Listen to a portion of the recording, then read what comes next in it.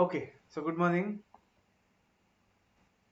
Let's start with new subject. पहले तो कोई बोल सकता है कि मुझे कि सब्जेक्ट का नाम क्या है. It is not costing. देखा है क्या किसी ने जाके?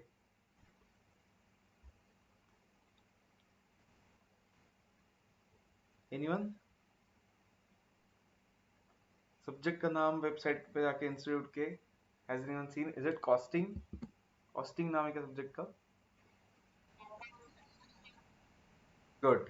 Cost and management accounting. Very good. Cost and management accounting.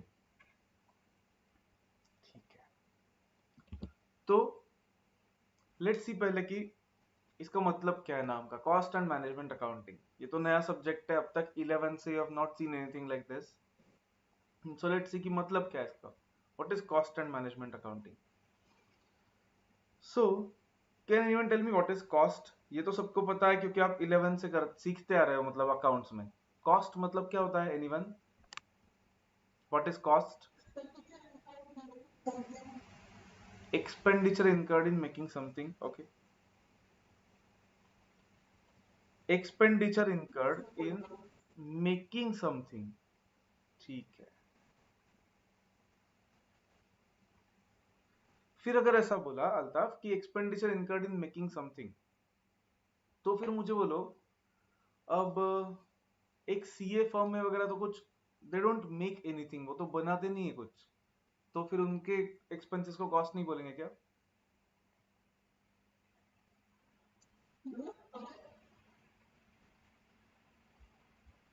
क्या? Can you modify this definition थोड़ा सा? Can we improve this definition? हाँ बोलो. Yes Kavya.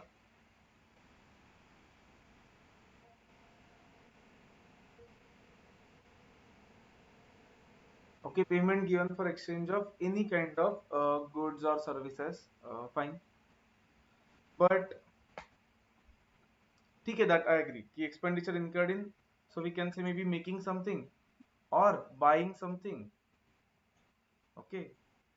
Or maybe to get some service.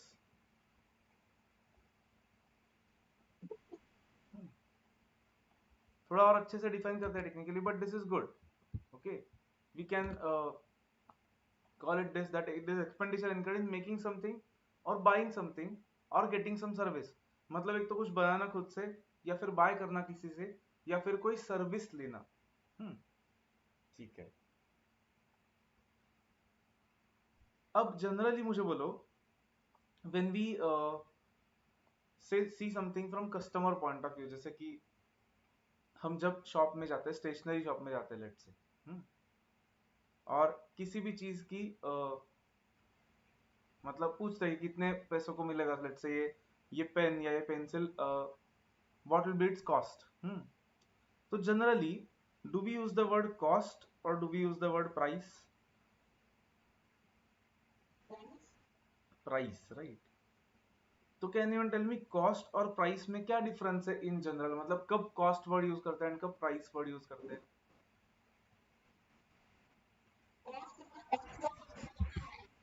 Cost.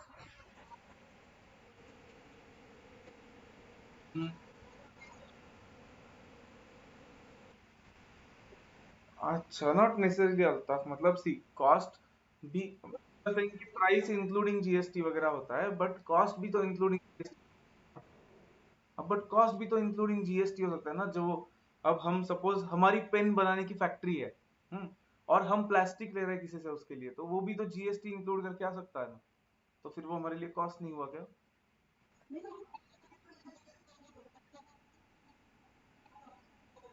Not necessarily. अगर हम जीएसटी के लिए registered नहीं है ना तक, तो फिर हमें जीएसटी कॉस्ट ही होता है. फिर हमारा मतलब जीएसटी, हम एंड यूजर हो गए. फिर इवन दो हम पेन बनाते हैं, फिर भी हम एंड यूजर हो जाएंगे, राइट. फिर हम वो कस्टमर को जीएसटी नहीं चार्ज कर पाएंगे. ये देखेंगे हम, मतलब आगे जाके कैसे होता है जीएसटी का वर्किंग. बट सिर्फ जीएसटी के बेसिस पे नहीं बोल सकते अल्ताफ की कॉस्ट एंड प्राइस, मतलब इनडायरेक्ट टैक्सेस के बेसिस पे. In general parlance English language में कोई ऐसे बता सकता है क्या मुझे कि कॉस्ट और प्राइस में क्या डिफरेंस होता है generally? Where do we use the word cost, where do we use the word price?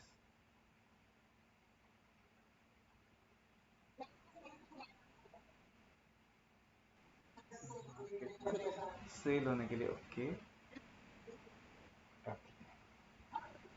Not necessarily and consumption, okay देखो concentrate. Can I say cost, not necessarily that also Altaf, okay. No, देखो देखो, in general can I say cost is from the point of view of seller and price is from the point of view of buyer.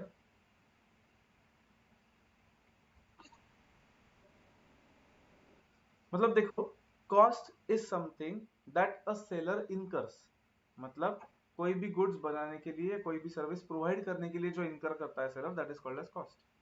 वेराज उसमें profit margin add करके जब वो cell करता है buyer को, that is called as price generally, okay. तो cost को एक थोड़ा सा अच्छे से डिफाइन करते हैं फिर।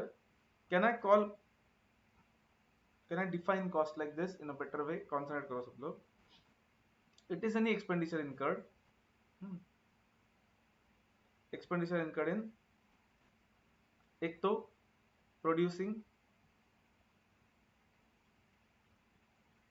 Any article that is any goods, और सिर्फ प्रोड्यूस करने के लिए ऐसा नहीं, और कुछ हो सकता है। Anyone, can you define, can you tell me? Okay, producing any article, providing any service, good. हाँ मतलब देखो काव्या, प्रोड्यूस करने के लिए आर्टिकल हमें बाय करना पड़ेगा कुछ ना कुछ रॉ मटेरियल, राइट? तो वो एक्सपेंस आ गया ना उसमें, मतलब expenditure incurred, any expenditure incurred in producing something और प्रोवाइडिंग एनी सर्विस, फाइन। और क्या क्या वापस?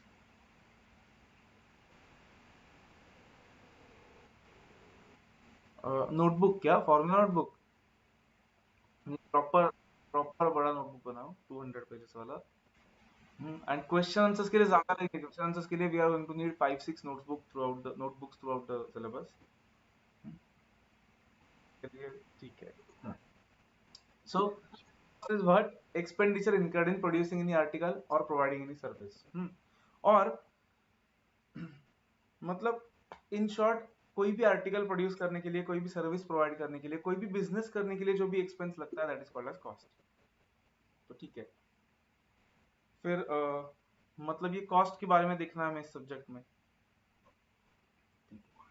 ये कॉस्ट का अकाउंटिंग कैसे करते हैं वो देखना है हमें इस सब्जेक्ट में। सो द सब्जेक्ट का नाम वैसे दो पार्ट्स में डिवाइड किया जा सकता है, cost accounting and management accounting. So cost accounting is what? Just accounting of costs, की कॉस्ट को अकाउंट फॉर कैसे करते हैं, कॉस्ट को रिकॉर्ड कैसे करता है इन सच ए वे दैट हमें कुछ ना कुछ बेनिफिट होगा बिजनेस के लिए उसका। ठीक है, अब मुझे बोलो लॉजिकली, ये सारी चीजें हम डिटेल में देखेंगे, बट ऐसे ही जस्ट बेसिक लॉजिकली बोलो, अगर हम कॉस्ट को रिकॉर्ड कर रहे हैं कहीं पे, if we are recording cost somewhere, then ये जो रिकॉर्ड्स होंगे कॉस्ट के, उसका use do you think business के लिए इंटरनली होगा, या हम सबको दिखाएंगे, पब्लिश करेंगे? ये कॉस्ट का रिकॉर्ड हम बिजनेस के लिए इंटरनली रखेंगे, या will be publish for everyone? Internally, right, correct. Because publish किया तो कहने से cost data will be confidential generally, right? तो पब्लिश तो नहीं करेंगे, मतलब ऐसा सबको तो नहीं दिखाएंगे कि हमारा कॉस्ट इतना है and everything in detail, right? So this data is mainly used, this data is mainly used for the purpose of internal management of the business and decision making of the business, इसलिए इसको बोलते हैं management accounting. So management accounting में क्या होता है? since this cost accounting data, since this costing data, all the cost data and उसके details is used only for internal business mainly, okay? कुछ कुछ जगह पे हमें बाहर रिपोर्ट करना पड़ता है, but not in every place. मतलब पूरा बिजनेस का detailed cost data will never show to anyone. So ये डेटा यूज कहाँ पे होता है? बिजनेस के इंटरनल मैनेजमेंट के लिए होता है। That is why this is something called as management accounting. Management accounting मतलब क्या? ये कॉस्ट के डेटा को मैनेजमेंट डिसीजन मेकिंग के लिए यूज करना, that is called as management accounting. तो अब हमारा जो फर्स्ट चैप्टर है, that is introduction to cost and management accounting, उसमें हमें थोड़ी ऐसी भी चीजें देखनी है जैसे आपको बीकॉम में होती है थोड़ी सी कि scope of cost and management accounting, objectives of cost and management accounting, limitations of cost and management accounting, but ये सारी चीजें हम बाद में देखेंगे. First will focus only on cost.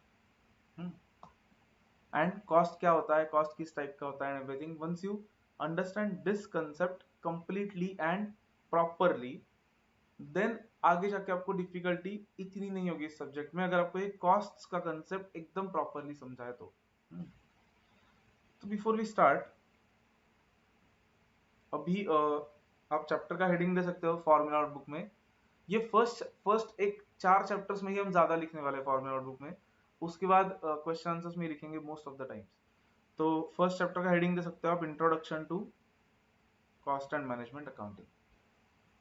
ज्यादा कुछ लिखना नहीं है, थोड़ा सा ही बस लिखो, introduction to cost and management accounting.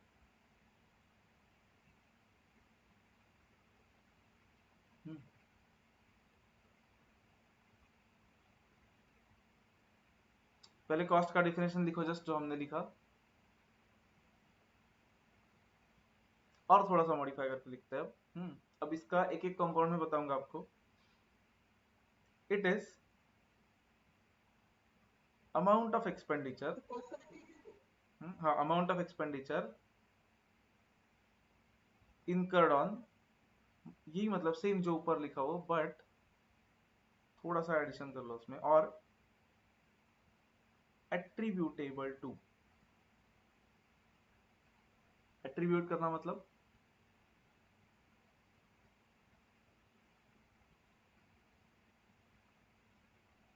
Attribute करना कोई चीज, मतलब क्या क्या. नहीं, कैन यू रिपीट. अच्छा, एट्रीब्यूट करना मतलब रिलेट. सो इनकर्ड ऑन और related to, attributable to is जिसको रिलेट कर सकते हैं हम. So it is amount of expenditure incurred on और attributable to any article, service और एक्टिविटी.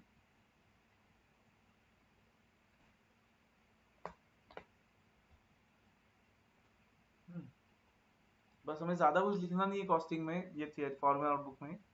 बस पहले 3-4 चैप्टर्स में we are going to write some things जो बेसिक होने वाले एकदम.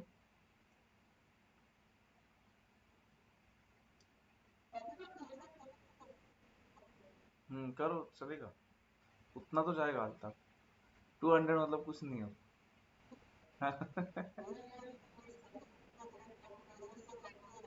अच्छा,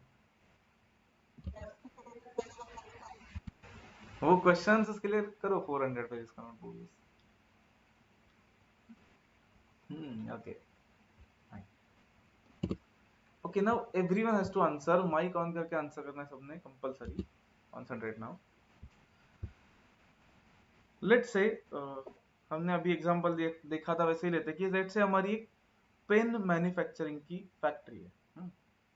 मतलब पेन बनाते हैं हम और बेचते हैं. पेन मैन्युफैक्चरिंग कंपनी हमारी, पेन्स बनाते हैं हम, ball pen, gel pen, ink pen. Can you tell me one by one, हर एक पर्सन एक एक बोलो, क्या कॉस्ट आएंगे. अल्ताफ फर्स्ट. एक कोई भी कॉस्ट बोलो जो हमें लगेगा. Raw material as in what raw material. Plastic, ink. अलग अलग टाइप का प्लास्टिक, ठीक है. अलग अलग टाइप का इंक. और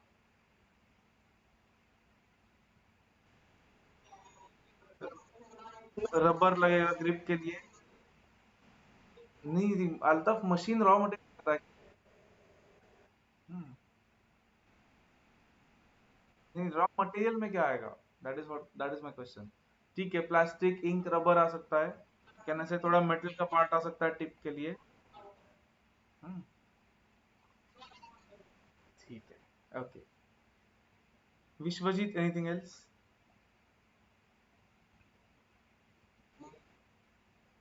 सॉरी, कैन यू रिपीट. हाँ, इंक, वो रॉ मटेरियल छोड़ दो, रॉ मटेरियल छोड़ के एनीथिंग एल्स.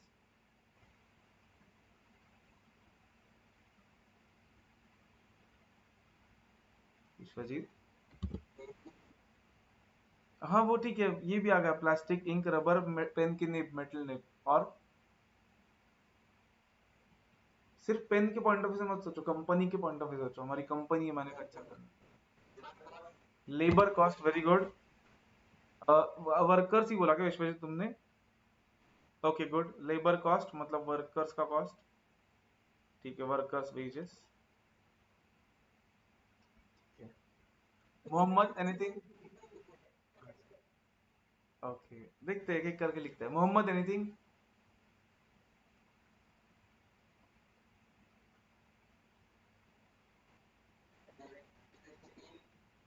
इलेक्ट्रिसिटी कॉस्ट, ठीक है।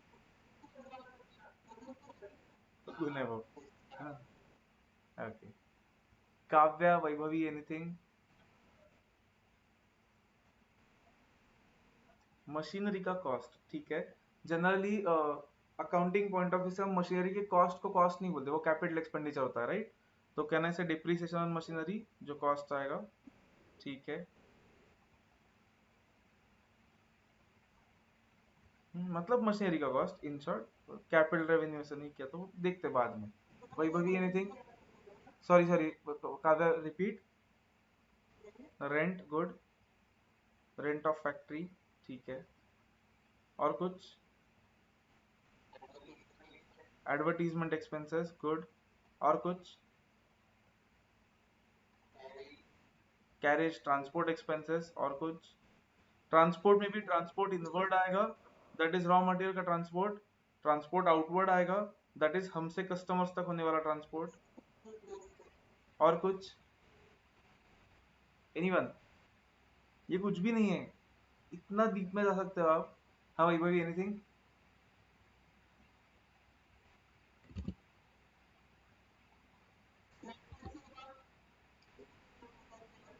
लाइसेंसिंग एज इन?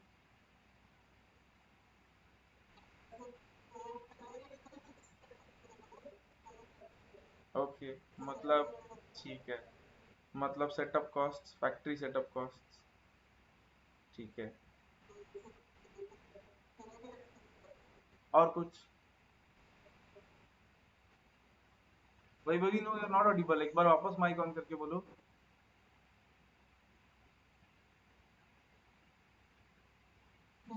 हम्म, और कुछ? ठीक है, टाइप करो, अदरवाइज नहीं आ रहा क्योंकि आवाज। अच्छा, इकोनॉमिक्स के पॉइंट ऑफ व्यू सोच रहे हो क्या हाल था?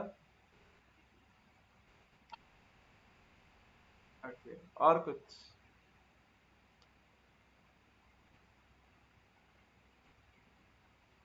ओके, मशीनरी का रिपेयर्स का कॉस्ट आ सकता है, repairs and maintenance, fine. Office का रेंट आ सकता है क्योंकि ऑफिस लगेगा हमें साइड में। ऑफिस में फाइनेंस डिपार्टमेंट होगा, उसमें से फाइनेंस अकाउंटेंट का कॉस्ट आ सकता है। और कुछ? मशीनरी का इंस्टॉलेशन कॉस्ट लग सकता है, ठीक है, वो जनरली यहाँ पे आता है ना। और कुछ? कहने से एचआर डिपार्टमेंट का कॉस्ट हो सकता है।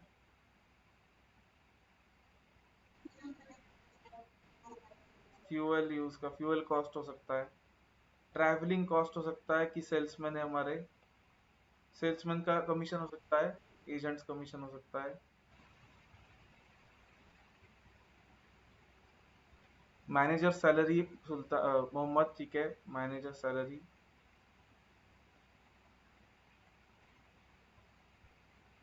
कहने से फैक्ट्री में सिक्योरिटी होगी, उसके सिक्योरिटी के चार्जेस हो सकता है।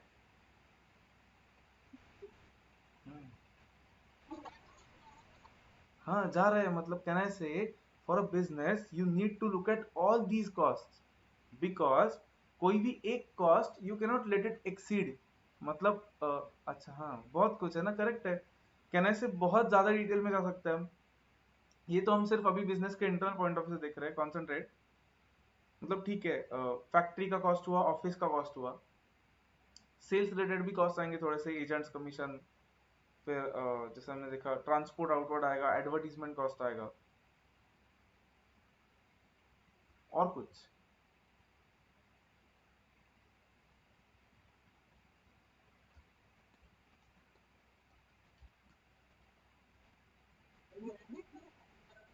और कुछ कहना से ऑफिस में ऑफिस रिलेटेड एक्सपेंसेस आ सकते हैं, जैसे कि प्रिंटिंग स्टेशनरी, कंप्यूटर्स का कॉस्ट, फाइन। फैक्ट्री में इंटरनेट वगैरह का कॉस्ट, करेक्ट। फैक्ट्री में अगर फैक्ट्री बड़ी है तो मतलब एक फैक्ट्रीज एक्ट नाम का एक्ट है जिसके अंडर कैंटीन लगता है कंपलसरी, एक सर्टेन नंबर ऑफ एम्प्लॉयज के ऊपर है तो वो कैंटीन का कॉस्ट है। ओके, मतलब फैक्ट्री का सेफ्टी का कॉस्ट लगेगा, दैट इज करेक्ट। कि फैक्ट्री में सेफ्टी वेंटिलेशन चाहिए, ये सारे सेफ्टी प्रिकॉशंस चाहिए, मशीन है अगर हेवी तो फाइन, तो सेफ्टी कॉस्ट लगेगा। गुड। लैंड का रेंट, हाँ मतलब वही फैक्ट्री रेंट या लैंड का रेंट, जो भी फैक्ट्री जिस लैंड पे है वो। ऑफिस का भी रेंट हो सकता है, जो ऑफिस लिया है वो। तो सो मेनी कॉस्ट्स, ठीक है। इतने तो हमने लिस्ट कर दिए अभी। अब यही कॉस्ट लिस्ट करते हैं for some other company, and then let's try to compare something.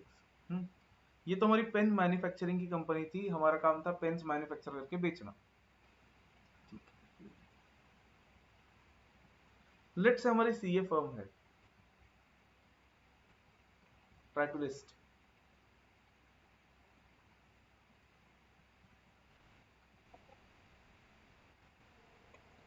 सबसे बड़ा, अच्छा प्रिंटिंग स्टेशनरी, ठीक है।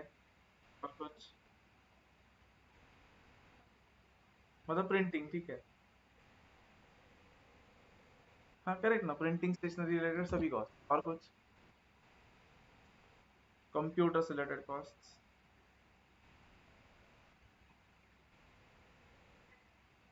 ऑफिस रिलेटेड अदर एक्सपेंसेस, ठीक है। ऑफिस रेंट, ठीक है। एक मेन खर्चा आप बुझ रहे हो आप। What will be the most important expense in CA firm? Anyone?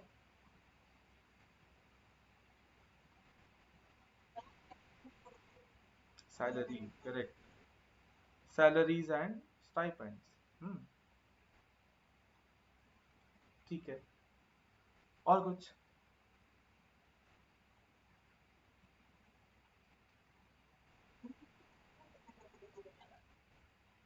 हाँ वो मेजर होगा, ठीक है, लेकिन इतने ही नहीं ना, और भी छोटे छोटे छोटे आ सकते हैं। Everyone you have to answer, anything जो भी आपके दिमाग में आ रहा है। रिफ्रेशमेंट, कैंटीन वगैरह होगा तो ओके, अगर बड़े सीए फर्म्स हो गए तो हो सकता है, जनरली नहीं होता। बहुत छोटे छोटे फर्म्स में, बट ठीक है, कैंटीन्स वगैरह या रिफ्रेशमेंट्स वगैरह का cost। हाँ वो चाय वगैरह लगता ही है, 2 बार चाय तो आता ही है, वो तो कंपलसरी होता है। हाँ। Anyone, anything else? क्या क्या, can you repeat? Stamp related cost वो प्रिंटिंग स्टेशनरी में आ सकता है, फाइन। और कुछ? फर्नीचर रिलेटेड बस कैपिटल एक्सपेंडिचर हुआ ना, प्रगुन? हम्म? मतलब डिप्रिसिएशन आ सकता है, वो ऑफिस रिलेटेड। कहना से सीए फर्म का सिक्योरिटी कॉस्ट आ सकता है, travelling expenses which are very major, audit को वगैरह जाना पड़ता है, गुड।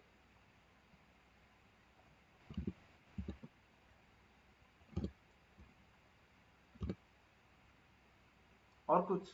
कोई कुछ तो सोचो, बाकी लोग क्या हुआ?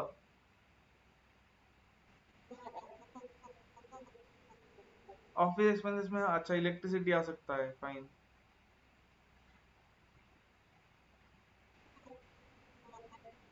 इंटरनेट का खर्चा आ सकता है, that is correct.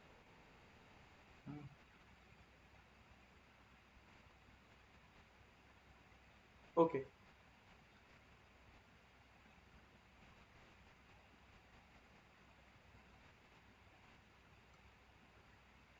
Can I से सीए फर्म्स अगर किसी की सर्विसेज ले रहा है, लाइक सम प्रोफेशनल्स एक्सपर्ट्स, तो उनकी प्रोफेशनल फीस आ सकता है।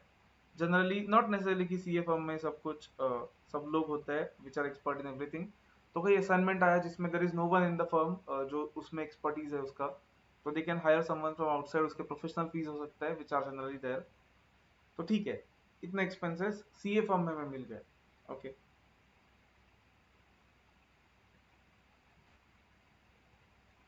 Third, let's see a construction company. Again, हाँ, worker salary, okay, so labour cost, then material, cement, bricks, correct, metal rods etcetera. और कुछ? इक्विपमेंट्स, उसका डिप्रिसिएशन, ठीक है, इक्विपमेंट्स एंड डिप्रिसिएशन। और कुछ? नॉट नेसेसरली कंस्ट्रक्शन कंपनी को लैंड लेना पड़ता है, बट ठीक है, लिया तो वो कॉस्ट में आ सकता है, but again that is a capital expenditure. Okay fine. और कुछ?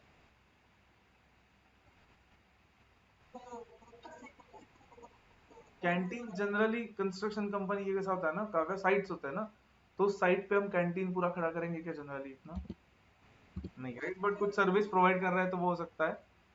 हाँ, Mohammed is saying engineers fees, वो आ सकता है कि इंजीनियर्स का कॉस्ट या सैलरी। गुड, सेफ्टी कॉस्ट बहुत लगता है, सेफ्टी रिलेटेड कॉस्ट, करेक्ट। कहने से और एक मेजर कॉस्ट होता है विच इज एडवर्टीजमेंट। एडवर्टीजमेंट बड़ा कॉस्ट होता है। साइट ऑफिस के एक्सपेंसेस होते हैं जनरली, वो साइट पे एक ऑफिस खोलते हैं वो temporarily so that people can visit. Then उनका एडमिन ऑफिस जो होगा, एडमिन ऑफिस मतलब जहाँ से एडमिनिस्ट्रेशन चलता है, जहाँ पे अकाउंटिंग डिपार्टमेंट एंड एवरीथिंग, उसके एक्सपेंसेस होंगे, उसके सैलरीज होंगे। हम्म, फिर साइट पे भी सिक्योरिटी लगती है, वो आएगा।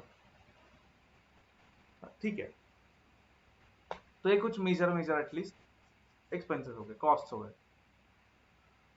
अब ये करने का पर्पस ऐसा था ना, कॉन्सेंट्रेट वेरी केयरफुली, कि एक पेन मैन्युफैक्चरिंग कंपनी में आपको मेजर कॉस्ट कौन से लग रहे हैं इसमें से? अगर आपको दो सिलेक्ट करने, एक या दो सिलेक्ट करने मेजर, तो कौन से लग रहे हैं आपको? रॉ मटेरियल, फैक्ट्री के मतलब मशीनरी वगैरह का खर्चा, ओके, उसमें भी एक ही सिलेक्ट करना है आपको, तो कहने से यहाँ पे raw material seems to be major expense. CA firm में what do you think is the major expense?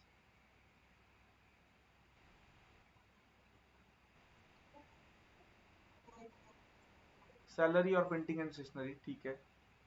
Construction company में what do you think is a major expense? Material and labour both, right, मतलब material का cost और वो बनाने वालों का cost. मतलब कहना से from each companies point of view what is important differs. Okay, क्या इंपॉर्टेंट है वो हर एक कंपनी के पॉइंट ऑफ व्यू से अलग अलग होने वाला है। तो इसलिए first thing that we have to see in costing, जैसे आपने अकाउंट्स में गोल्डन रूल सीखे अकाउंटिंग के, ठीक है, सबने हो सीखे, ये मतलब फाउंडेशन में तो नाम से, तो गोल्डन रूल्स जैसे आपने अकाउंटिंग के सीखे हैं, वैसे ही हमें, हाँ वो डेबिट व्हाट कम्स इन वगैरह वो, वैसे ही in costing we have to see types of costs which is like golden rules. Okay, types of cost समझना is most important so that आगे जाके आपको कहीं पे भी प्रॉब्लम नहीं आएगा। जैसे गोल्डन रूल्स की वजह से you can pass any journal entry, वैसे टाइप्स ऑफ कॉस्ट ठीक से समझ लिया तो you can classify the cost in any problem and try to work out the answer. अच्छा नहीं, टाइप्स ऑफ कॉस्ट हमें अलग अलग बेसिस पे करना है अब, not only on single basis. So let's see what are different types of cost. पहले तो मुझे बोलो यहाँ तक किसी को कुछ डाउट? डाउट, ओके, ओके, ठीक है। तो लेट्स सी कि टाइप्स ऑफ कॉस्ट क्या है। This is like golden rules, तो इसलिए अब आज और शायद कल भी पूरे लेक्चर हमारा यही चलेगा, types of cost different basis पे, तो इट इज वेरी इंपॉर्टेंट। अब एक छोटा सा चार्ट बना रहा है कि किस किस बेसिस पे हमें टाइप्स करना है, वो नोट कर लो जस्ट। हमें कॉस्ट को क्लासिफाई करना है ऑन द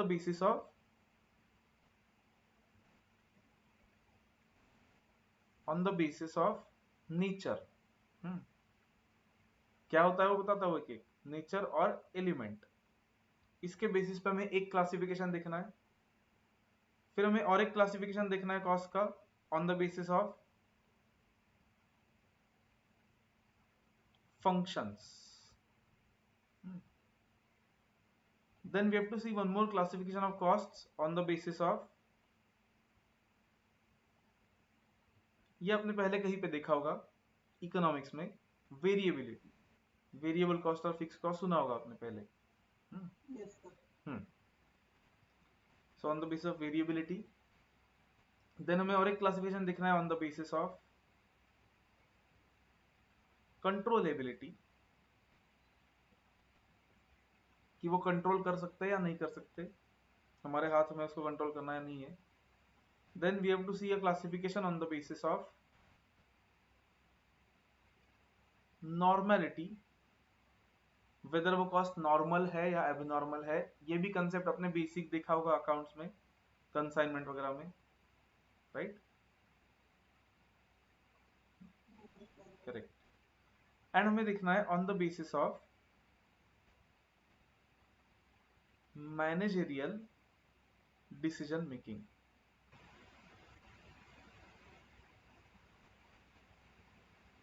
ये हमें बाद में देखना है, एकदम लास्ट में जाके हमें एक मार्जिनल कॉस्टिंग नाम का चैप्टर आने वाला है, एकदम एंड में सिलेबस के, तब हमें ये लास्ट वाला टाइप देखना है कि on the basis of managerial decision making, मतलब डिसीजन मेकिंग के लिए कौन से कॉस्ट यूजफुल होते हैं, कौन से नहीं होते हैं, कैसे क्लासिफिकेशन होता है।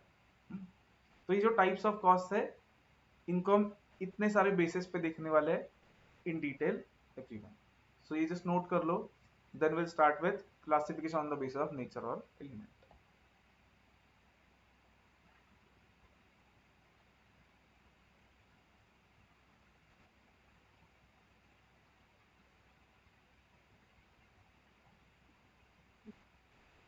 यस।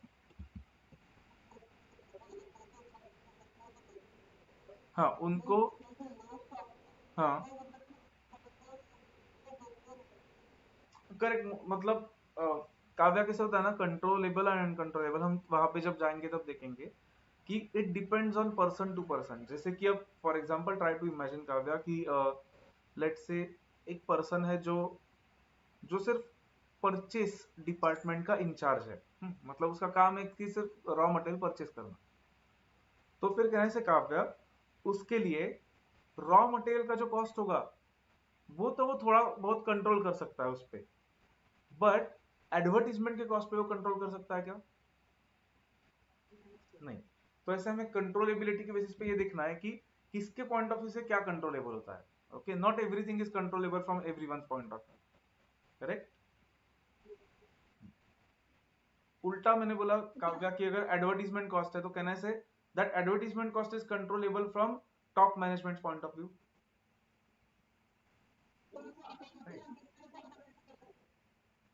हाँ, कंट्रोलेबिलिटी के बेसिस पे अगर करना है क्लासिफिकेशन तो हम डिफरेंट पॉइंट ऑफ व्यू से करेंगे, नॉट फॉर अदर्स। हमें कॉस्ट अकाउंटिंग के लिए जो लगने वाले हैं, दोज आर दीज थ्री। बताऊंगा मैं आपको कि कहाँ पे कौन कौन सा क्लासिफिकेशन यूज करना है।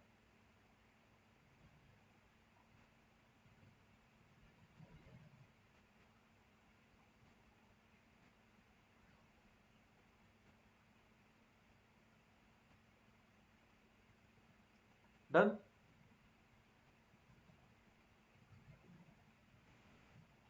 ओके, किसी को रुकना है तो बोलो, otherwise let's go ahead.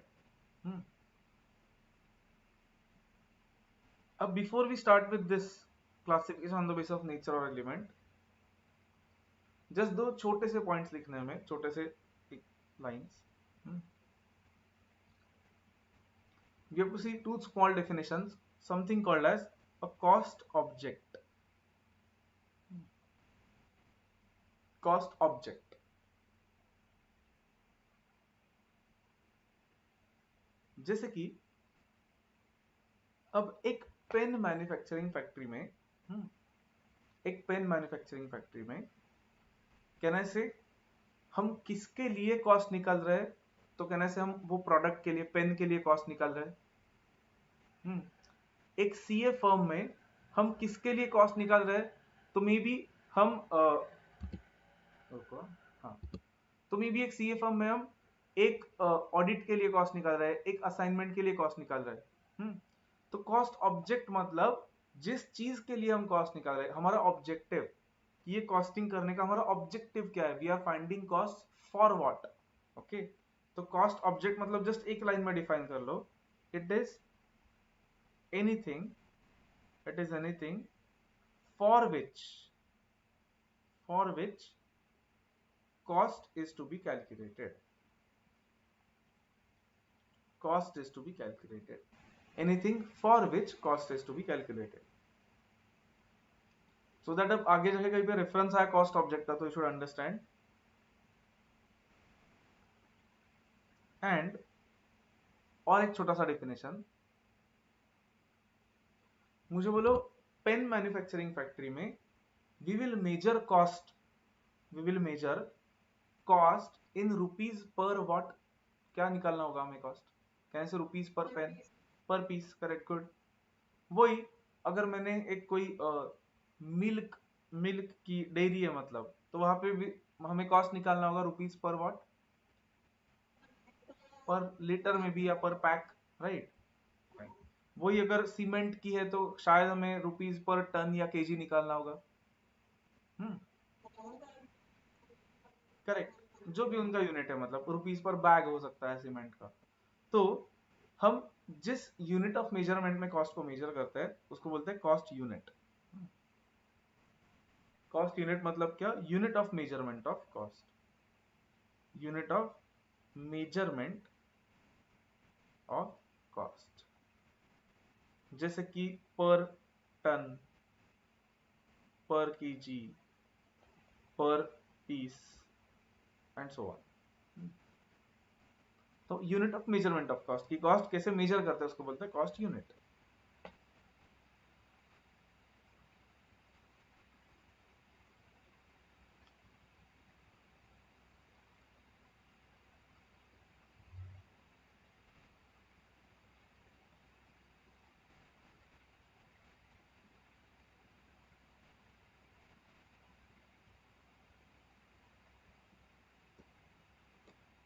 Done, can we proceed?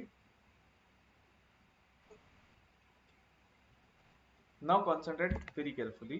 Let's start with our first cost classification, which is classification on the basis of nature or element.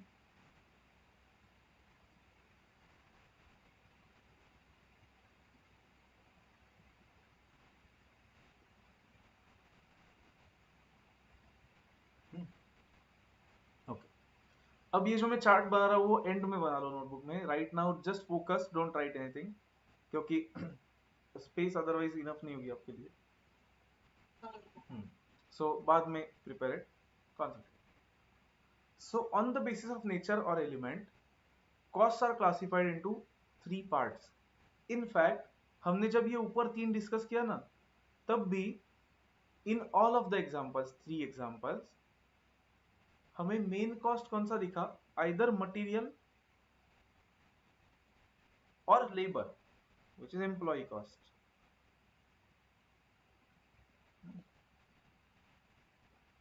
So on the basis of nature or element, we classify cost as material, labor and everything else. Other expenses. Obviously कुछ companies में, कुछ entities में material cost main हो सकता है, कहीं पे labour cost main हो सकता है, कहीं पे अदर एक्सपेंसेस ज्यादा हो सकता है। इट इज पॉसिबल कि लेबर कॉस्ट भी निग्लिजिबल है, अदर एक्सपेंसेस ही ज्यादा है। कुछ तो एकदम ऑटोमेटेड प्रोसेस है, ऐसा हो सकता है, it is possible. But on the basis of nature और element we classify cost as raw material का कॉस्ट, लेबर का cost and all other expenses. ठीक है, but not only this, material, labour cost and other expenses, क्योंकि देखो अब let's focus only on material.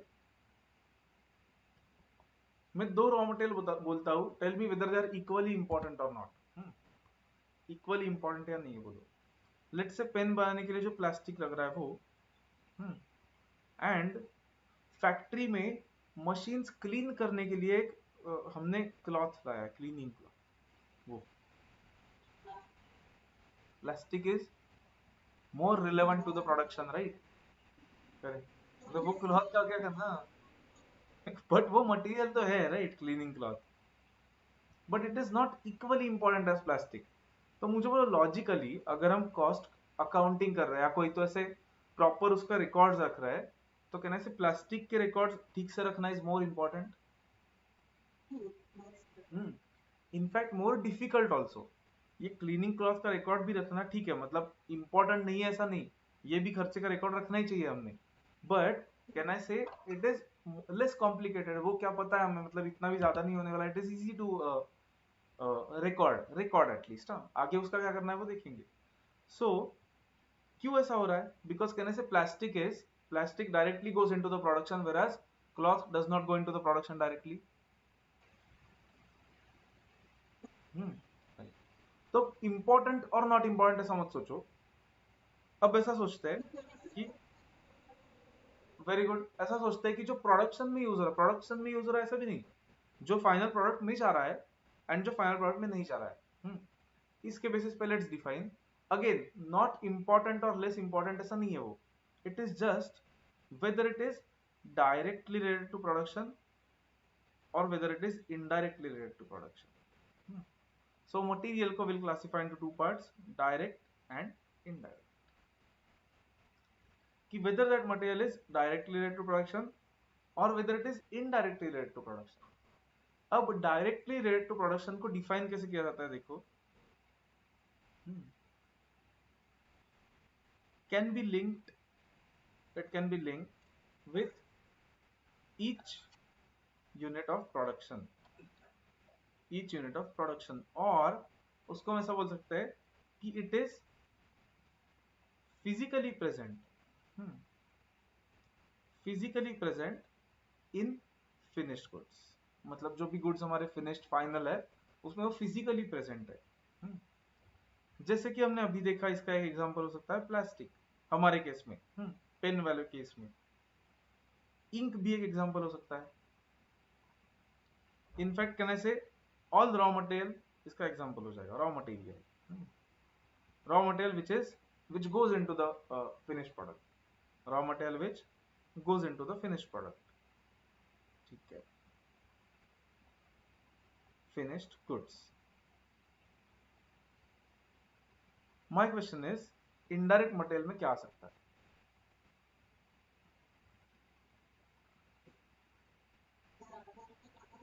Cleaning cloth, ठीक है, और कुछ? रेंट मटेरियल है का, मतलब उसे कुछ फिजिकल प्रोडक्ट है नहीं, कहने से वो रेंट यहाँ पे आना चाहिए अदर एक्सपेंसेस में। और कुछ? फ्यूल, वेरी गुड, क्योंकि जो फ्यूल हम मशीन्स में डालते हैं वो फ्यूल फिनिश प्रोडक्ट में जाता है क्या कहीं पे से? पेन में दिखता है क्या फ्यूल? नहीं, राइट, पेन में फ्यूल नहीं दिखता हमें, वो मशीन में जाता है और वो इनडायरेक्टली यूज होता है पेन्स के लिए, ठीक है, गुड। तो एक तो मैं इनडायरेक्ट को पहले डिफाइन करता हूँ एक लाइन में, which is indirect is which is not direct. हाँ, बस उतना ही। हाँ, मतलब क्या उसको लॉ के जैसा डिफाइन करते हैं कि इट इज, हाँ। अब electricity Altaf is generally not called as material, okay, generally not called as material क्योंकि वो स्टोर नहीं कर सके रख सकते ना। अच्छा, ओके, बैटरीज का इन्वेंशन, ओके अल्ताफ, लेकिन मुझे बोलो ऐसे इलेक्ट्रिसिटी हम स्टोर करके रखते हैं और यूज करते हैं हर बार, या do we use it directly? Okay, तो इसलिए इलेक्ट्रिसिटी कहाँ पे जाता है जनरली? अदर एक्सपेंसेस में, because we can not record it, ऐसे यूनिट वाइज रिकॉर्ड करते हैं क्या जनरली इलेक्ट्रिसिटी को? हम कर सकते हैं, आई एग्री, बट करना लॉजिकल है क्या?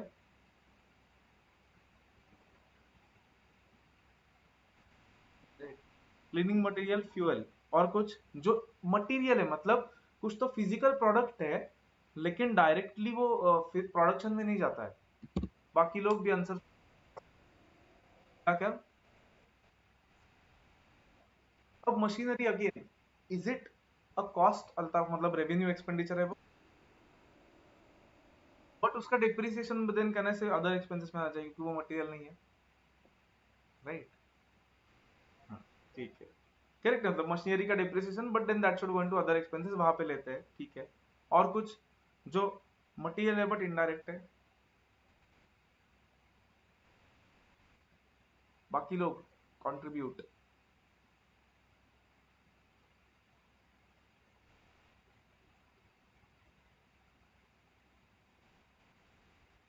ये तो मैथ्स नहीं है, वो तो सब लोग आंसर कर सकते हो मतलब। मैथ्स में ऐसे करते नहीं थे आप लोग ना। ये तो कॉस्टिंग है, लॉजिक से जाना, लॉजिक से जाना है, तो यहाँ पे तो लॉजिक से जाना है बस। जो आपको लगता है वट एवर यू थिंक, वो रॉन्ग है तो भी इट्स ओके, रॉन्ग है तो समझेगा एटलीस्ट कि वो एक्चुअली कहाँ पे जाना चाहिए। जैसे कि डिप्रिसिएशन, तो ठीक है वहां पे जा सकते हैं। मैथ्स होता है यहाँ पे, तो एक्चुअल लॉजिक लगाना है आपको, बिजनेस लॉजिक, कॉमन सेंस। अच्छा, हाँ मोस्टली जो सोचोगे वो अदर्स में जाएगा। एक दो चीजें यहाँ पे आ सकती है which is repairs and maintenance का मटेरियल। रिपेयर्स एंड मेंटेनेंस जैसे कि कुछ छोटे से टूल्स लाए, या फिर नट बोल्ट स्क्रूज, ऐसी चीजें जो जनरली मेंटेनेंस के लिए जाती है, वो एसेट नहीं होता, जनरली कैपिटल एक्सपेंडिचर नहीं होता है, तो रिपेयर्स मेंटेनेंस का मटेरियल आ सकता है, ठीक है। कोई माइनर फैक्ट्री में रिपेयर्स कर रहा है, वो मटेरियल आ सकता है।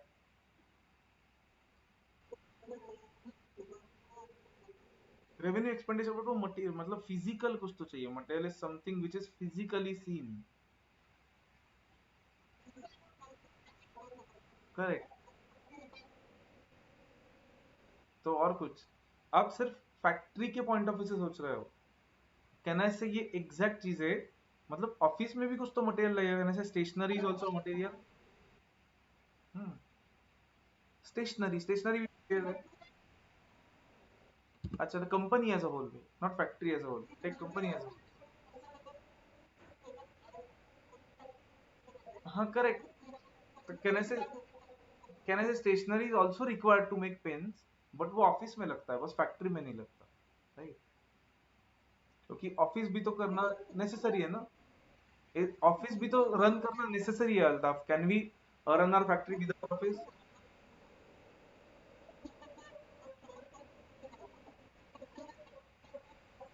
हम्म। अच्छा, अब ओके, और एक चीज, करेक्ट ना, वो मतलब यू आर सेइंग कि तुम ऐसे कॉस्ट ले रहे थे जो पेन पे डिवाइड हो सकते हैं, ठीक है, मतलब ये प्लास्टिक वगैरह डिवाइड करेंगे, रिपेयर्स मेंटेनेंस वगैरह पे डिवाइड करेंगे उस पे, ठीक है। बट फिर मुझे बोला था स्टेशनरी का कॉस्ट नहीं डिवाइड करेंगे क्या पेन पे, पेन के ऊपर? ऐसे कर नहीं सकते, that is a different issue, but करना चाहिए या नहीं करना चाहिए, कुछ तो करके करना चाहिए, क्योंकि अगर नहीं किया तो कहने से प्रॉफिट ही नहीं होगा हमें सेल करके। करेक्ट, सब कुछ एक्सपेंस डिवाइड करना चाहिए, तो ऐसा नहीं बोल सकते हम कि ये एक्सपेंस सिर्फ फैक्ट्री वाला एक्सपेंस डिवाइड करना है एंड ऑफिस वाला एक्सपेंस नहीं डिवाइड करना है, okay. Because we have to मतलब डिवाइड ऑल द एक्सपेंसेस, क्योंकि हमें प्रॉफिट के लिए तो सब कुछ रिकवर करना पड़ेगा। तो स्टेशनरी, ठीक है, कहना से अगर अगर कैंटीन में फूड परचेस करे तो वो भी इनडायरेक्ट मटेरियल हो गया। हम्म, फाइन। हाँ, कंप्यूटर्स कहाँ पे जाएगा? कंप्यूटर्स एसेट है, कैपिटल एक्सपेंडिचर है, कहने से माउस परचेस किया, छोटी छोटी चीजें परचेस की, तो वो आएगा। रुको, आवाज आ रहा है थोड़ा सा। हाँ, प्रिंटर की इंक परचेस की, वो आएगा। हाँ, तो ऐसी छोटी छोटी चीजें आएगी। कार्ट्रिज वगैरह, ठीक है। ना कॉन्सेंट्रेट वेरी केयरफुली एवरीवन। ठीक है, इसे क्लासीफाई तो किया हमने, डायरेक्ट इनडायरेक्ट। टेल मी ये डायरेक्ट इनडायरेक्ट क्लासिफिकेशन, मतलब समझ लो कि this direct indirect will not be same for every entity. जैसे कि अब फूड के expenses will be indirect material for a pen manufacturing company, but can I say food expenses will be direct material for a restaurant? तो direct indirect classification is different from every entities point of view, it is not necessary that सबके लिए direct indirect expenses same रहेंगे। अब direct and indirect expenses को classify करना है, क्यों important है देख लो, समझ लो ठीक से।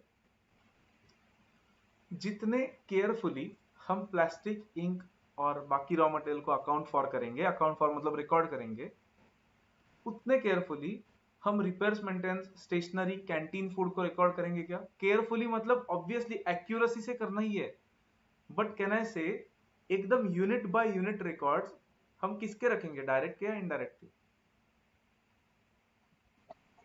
डायरेक्ट के, राइट। हम जो इन्वेंट्री दिखाएंगे बैलेंस शीट में वो डायरेक्ट मटेरियल की होगी।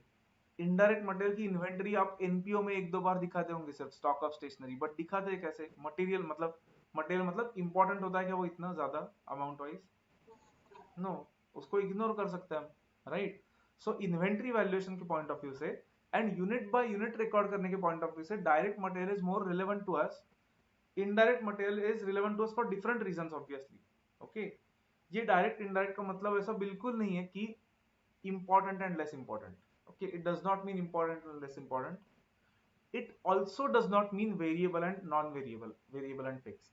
Okay, क्योंकि जैसे प्रोडक्शन बढ़ता है, वेरिएबल कॉस्ट का डेफिनेशन तो आपको पता होगा, मतलब देखेंगे डिटेल में, लेकिन आपको रफली पता है कि प्रोडक्शन के साथ जो कॉस्ट बढ़ता है उसको वेरिएबल बोलता है, वो बोलते हैं, right.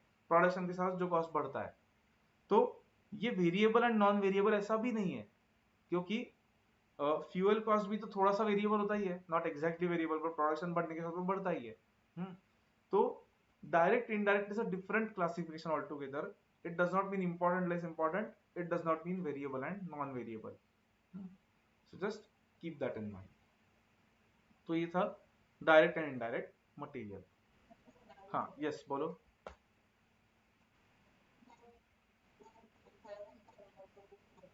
Insurance, now insurance is it material और will it go in other expenses? Other expenses, okay, correct. ये सबका कंफ्यूजन होता है बिगिनिंग में कि हमें सब कुछ मटेरियल लगता है, सब कुछ लेबर कॉस्ट में आता है। तो ऑलवेज रिमेंबर लाइक दिस, अगर वो फिजिकली दिख रहा है तो वो मटेरियल, अगर वो सैलरी या वेजेस है तो लेबर, एंड ये दोनों नहीं है तो अदर एक्सपेंसेस। तो ठीक है, और कुछ डाउट किसी को यहाँ तक?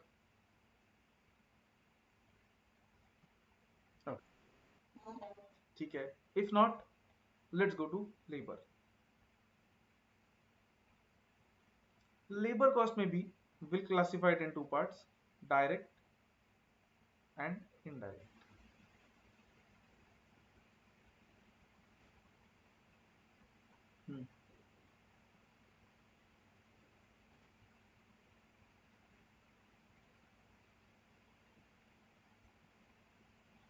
अगेन डायरेक्ट लेबर का डेफिनेशन एग्जैक्टली सेम है कि it can be linked with each unit of production, और इट इज नेसेसरी और it goes into each unit of production. अब फिजिकली प्रेजेंट नहीं बोल सकते क्योंकि लेबर कॉस्ट मतलब तो वेजेस होता है, वेजेस से सैलरी, वैसे फिजिकली दिखते नहीं है हमें कहीं पे। बट डायरेक्ट लेबर को हम ऐसे डिफाइन कर सकते हैं फिर कि can be directly related to each unit of production, directly related to each unit of production. ठीक है, हाँ, अब लेबर नहीं, Altaf, labour does not mean only factory के लेबर्स, वर्कर्स। ओके, लेबर में एम्प्लॉय कॉस्ट भी आता है। जनरली लेबर मतलब फैक्ट्री के लोगों को लेबर बोलते हैं, जनरली वर्कर्स बोलते हैं, एंड ऑफिस के लोगों को एम्प्लॉइज बोलते हैं। बट मतलब कॉस्टिंग में we don't have to bifurcate like that. Labour cost मतलब ऐसा ही समझना है हमेशा कि एवरीथिंग लेबर मतलब salaries and wages, that's it. तो डायरेक्ट लेबर में कौन से लोगों के सैलरीज आएंगे? Anyone? Okay, let me write, रुको। तो वर्कर्स, या फिर थोड़ा बेटर ऐसा डिस्क्रिप्शन यूज करता हूँ, let's call them shop floor workers. Shop floor मतलब जो एक्चुअल फैक्ट्री में काम कर रहे हैं वो वर्कर्स, या फिर अल्ताफ सेड मशीन ऑपरेटर। ठीक है,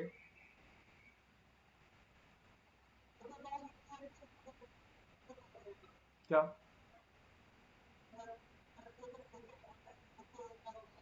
अच्छा, मतलब रॉ मटेरियल को जो ट्रांसपोर्ट कर रहे हैं वो लोग, ठीक है। सो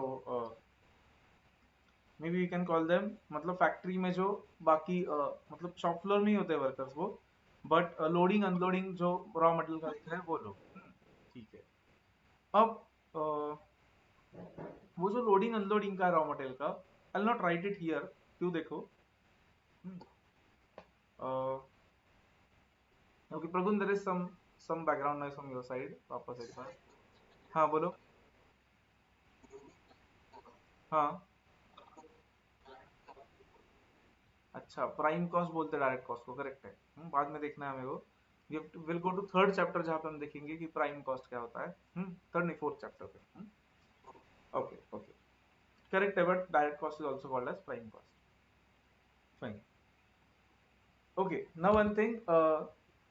जो मटेरियल हैंडलिंग के मतलब लोडिंग अनलोडिंग के एक्सपेंस होता है, मटेरियल को लोड करना अनलोड करना, उसको जनरली लेबर में नहीं लेते. क्योंकि क्योंकि आपको अकाउंट्स का इन्वेंट्री का डेफिनेशन याद है क्या? Can anyone tell me? Inventory valuation में कॉस्ट का डेफिनेशन नहीं याद? देखा था मैं बोलूंगा तो याद आएगा आपको.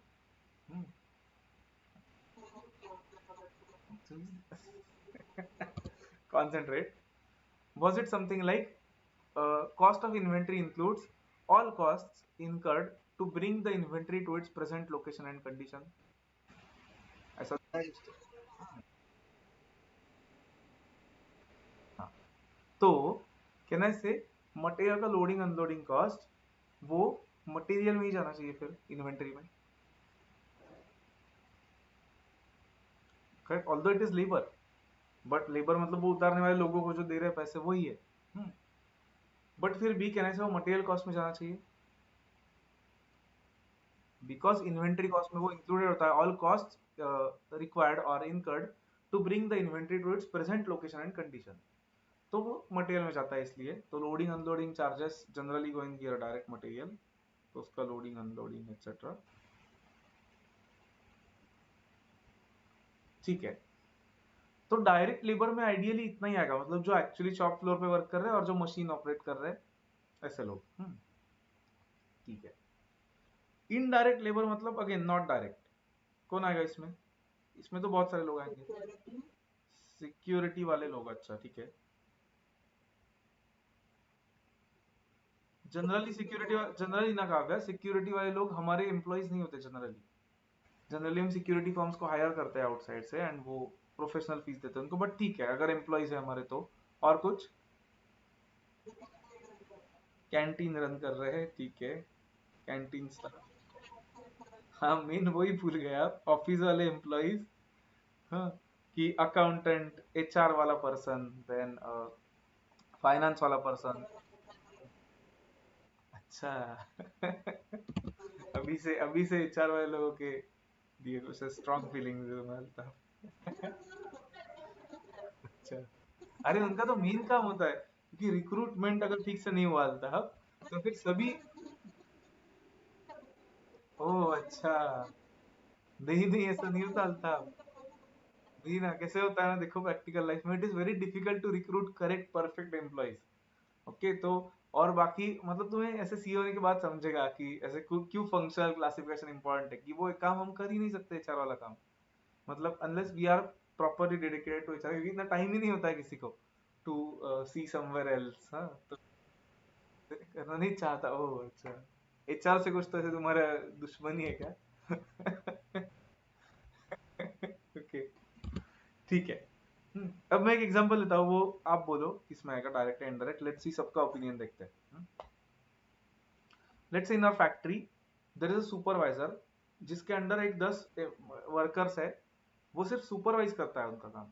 मतलब वो काम करते हैं मशीन पे एक्चुअली. एंड सुपरवाइजर, फैक्ट्री में सुपरवाइजर है, वो देखता है सबका काम. Manager is different. ओके.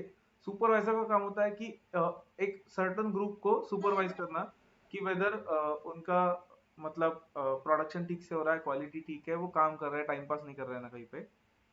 तो what do you think, direct है indirect?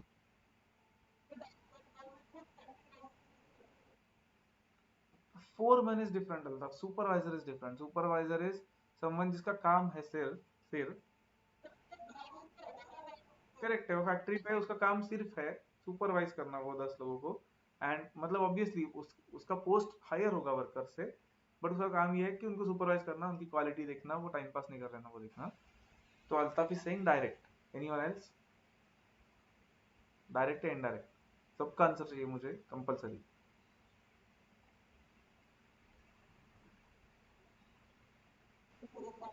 Indirect, okay, anyone else?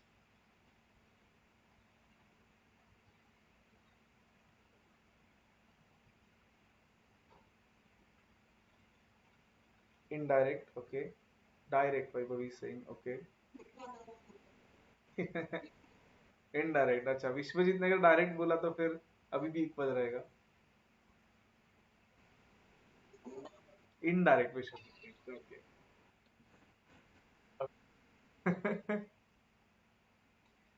Indirect is correct, क्यों देखो, बिकॉज डायरेक्ट लेबर का definition is strictly like this, that it can be directly related to each unit of production.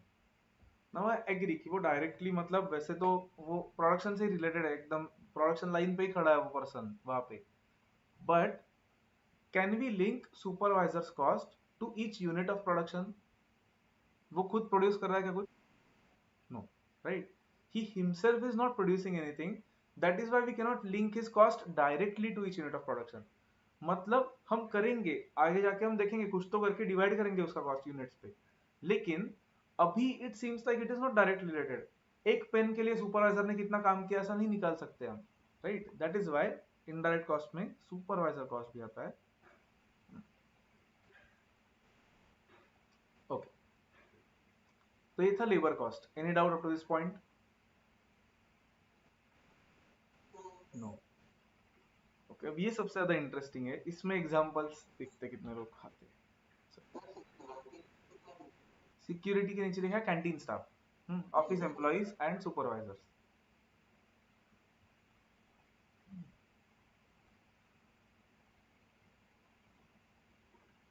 अब let's see how many of you are able to give good examples.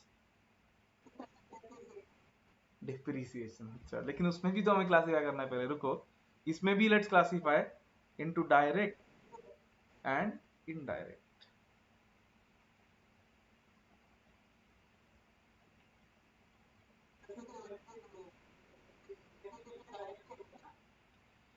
Can be directly linked, again direct का definition पे लिखता हूँ कि it can be directly linked और related, strictly ऐसा definition कि it should be directly linkable और relatable to each unit of production.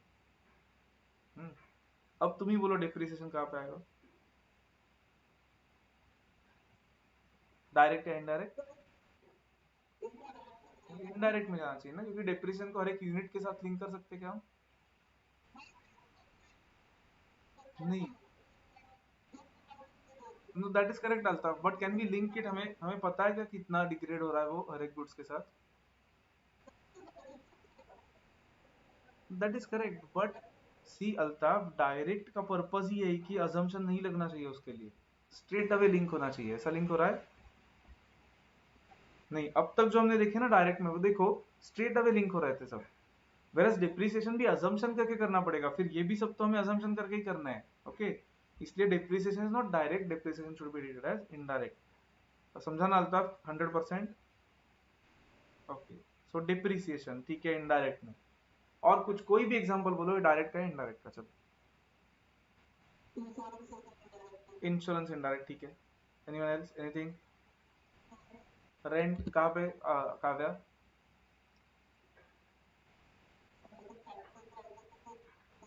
ना, फैक्ट्री का हुआ तो भी कहाँ पे जाएगा? हाँ, एक सेकंड ना, मतलब फैक्ट्री का हुआ तो भी कहाँ पे जाएगा काव्या? हर एक यूनिट के साथ link होता है क्या? मतलब काव्य ऐसा होता है कि एक यूनिट के लिए इतना रेंट, ऐसा होता है क्या जनरली? होगा क्या लॉजिकली? नहीं, राइट, सो कोई भी रेंट हो दैट इज करेक्ट, बट वो जाएगा इनडायरेक्ट में, रेंट ऑफ ऑफिस या factory. Altaf you were saying?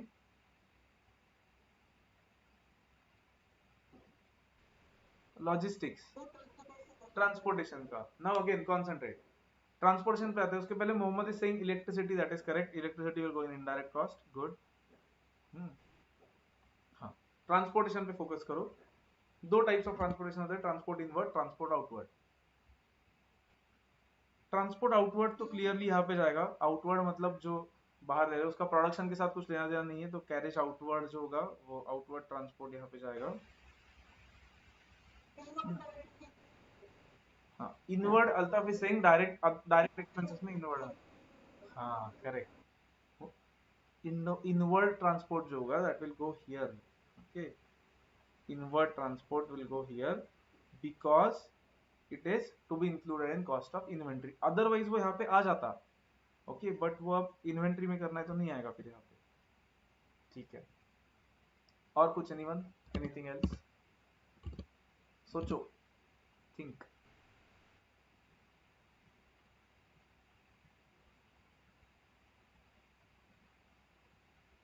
Think कोई भी और एक्सपेंस ये छोड़ के।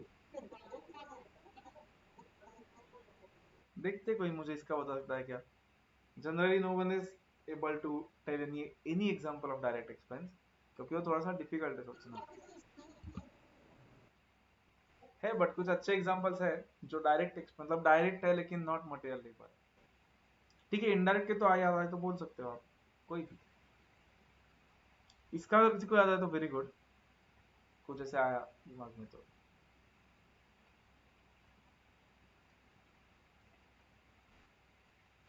हाँ yes.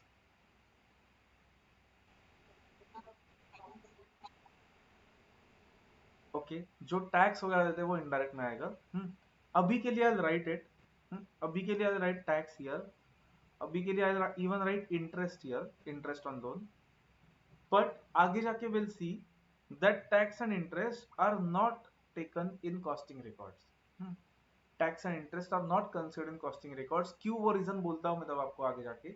But right now let's keep it. ठीक है, हम सब कॉस्ट देख रहे हैं तो टैक्स एंड इंटरेस्ट भी आइडियली आना चाहिए, बट उसको कुछ तो एक स्टार मार्क करके रखो जब आप नोट करोगे ये सब तब, कि उसके बारे में हमें आगे जाके कुछ देखना है। Once we study this in detail, आगे के 3 चैप्टर्स होने के बाद हम टैक्स इंटरेस्ट के बाद कुछ चीजें देखेंगे टैक्स और इंटरेस्ट के बारे में, कि why they are not taken in costing. ठीक है, और कुछ?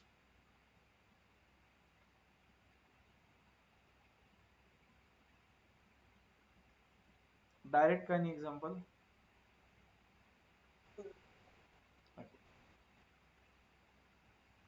Okay, let me give you a direct का एग्जांपल। कॉन्सेंट्रेट।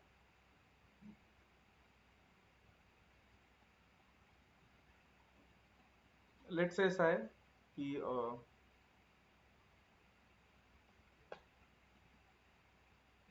एक ऐसा पॉपुलर कोई तो रेस्टोरेंट का चेन है, लेट्स से हमारे सिटी में,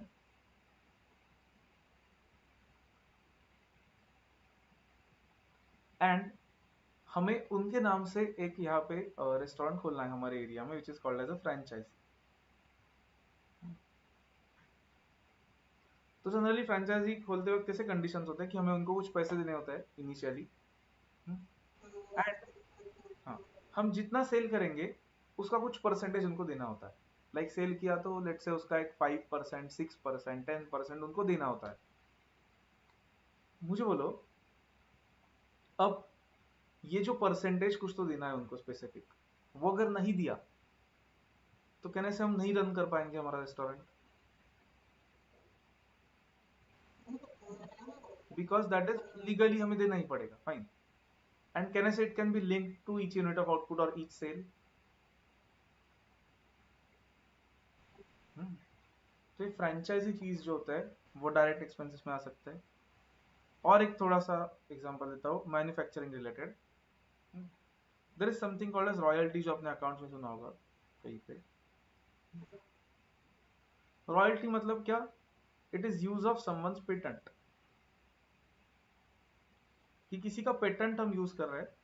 लेट्स से हम पेन बनाने के लिए किसी ने एक पेटेंट लिया ऐसे अलग स्टाइल का पेन के, जिससे अच्छा लिख सकते हैं हम, ग्रिप अच्छा आता है, एंड वो डिजाइन हम यूज कर रहे हैं, तो हमें क्या करना पड़ेगा, उसको कुछ परसेंटेज देना पड़ेगा हमारे प्रोडक्शन का, हमारे सेल का। Unless we give that royalty to him we can not produce our pen. तो ये रॉयल्टी यहाँ पे आ सकता है।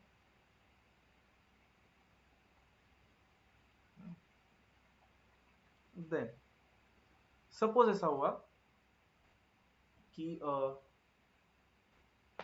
हमने प्रोडक्ट सेल किया किसी कस्टमर को, कस्टमर से उसमें उस प्रोडक्ट में कुछ डिफेक्ट था, डिफेक्ट, इसलिए कस्टमर से वो वापस आया। वापस आने पर जो प्रोसेसिंग करना पड़ेगा उस प्रोडक्ट पे, कैन आई से वो प्रोसेसिंग सिर्फ उसी प्रोडक्ट के लिए होगा, मतलब डायरेक्टली लिंक हो सकता है, right. In general processing cost हम ऐसे लिंक नहीं कर सकते, मतलब ये जो डिप्रिसिएशन, मतलब डिपेंड नहीं, इलेक्ट्रिसिटी और वो सब देख रहा है, बट वो प्रोडक्ट के लिए जो स्पेसिफिक प्रोसेसिंग कॉस्ट आएगा वो वहां पे लिंक कर सकते हैं हम डायरेक्टली। तो रेक्टिफिकेशन ऑफ डिफेक्टिव्स का कॉस्ट वहां पे आ सकता है, रेक्टिफिकेशन ऑफ डिफेक्टिव्स। और एक देखो, सपोज ऐसा हुआ, मुझे बोला एक हॉस्पिटल है सपोज, उसमें हम बेड्स हायर कर रहे हैं ना, बेड्स हायर कर रहे हैं बाहर से, मतलब बेड्स हम रेंट पे ले रहे हैं, कहना से वो इनडायरेक्ट एक्सपेंस है पहले तो, करेक्ट है। हाँ, मतलब रेंट जो, ओके मोहम्मद ने बहुत अच्छा पॉइंट बोला है, मोहम्मद वो देखते हैं एक second, that is a very good point, वो देखना ही था हमें, फाइन। तो बेड्स हॉस्पिटल में है, उसको रेंट पे ले रहे हैं सपोज, तो that is- हाँ, देखते देखते देखते जाते हैं उस पर, कॉन्सेंट्रेट फर्स्ट। हॉस्पिटल में जो बेड्स रेंट पे ले रहे हैं वो इनडायरेक्ट में जाएगा, but suppose on a specific day patient ज्यादा थे इसलिए हमें एक्स्ट्रा बेड्स हायर करने पड़े, कहने से वो एक्स्ट्रा बेड्स का कॉस्ट डायरेक्टली रिलेट कर सकते हैं हम वो पेशेंट्स के साथ। हम्म, तो ऐसे hiring of extra machinery, so hiring of extra capacity, इस कॉस्ट को हम डायरेक्ट में ले सकते हैं, क्यों? क्योंकि वो उस स्पेसिफिक प्रोडक्शन के साथ लिंक हो सकता है, वो एक्स्ट्रा प्रोडक्शन के साथ, इसलिए भाई वो ये लिखना अभी नहीं था, मतलब अभी लिख सकते हो बाद में, बट कॉन्सेंट्रेट राइट नाउ। तो ठीक है, डायरेक्ट एक्सपेंसेस के कुछ एग्जांपल्स है। मोहम्मद ने एक बहुत अच्छा पॉइंट बोला है, डायरेक्ट पैकिंग एक्सपेंसेस। अब मोहम्मद देखो, एक तो पैकिंग मतलब मटेरियल होता है ना आइडियली, तो वो मटेरियल कॉस्ट में जाना चाहिए, बट इसमें भी हम दो पार्ट्स में डिवाइड कर सकते हैं पैकिंग एक्सपेंसेस को। Let's say we have a cold drink manufacturing factory, cold drinks बनाते हैं। कोल्ड ड्रिंक्स मतलब क्या, पहले वो मतलब वो पहले बनाते हैं हम वो लिक्विड ड्रिंक, देन उसको हम कैंस में पैक करते हैं, एंड ऐसे 10 कैंस लेके एक बॉक्स में पैक करते हैं, मतलब दो टाइप के पैकिंग कर रहे हैं हम, एक तो वो ड्रिंक को हम कैन में पैक कर रहे हैं और वो कैन को बॉक्स में पैक कर रहे हैं।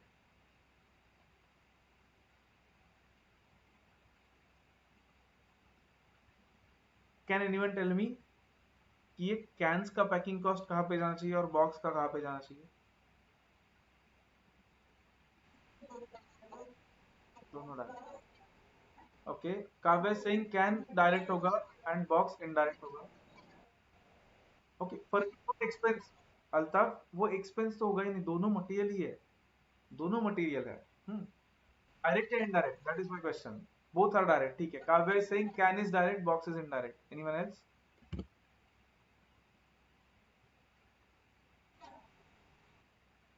Anyone else? Anything? Which one should go to direct, which one should go to indirect, या दोनों डायरेक्ट में या दोनों इनडायरेक्ट में? Mohammed, what do you think?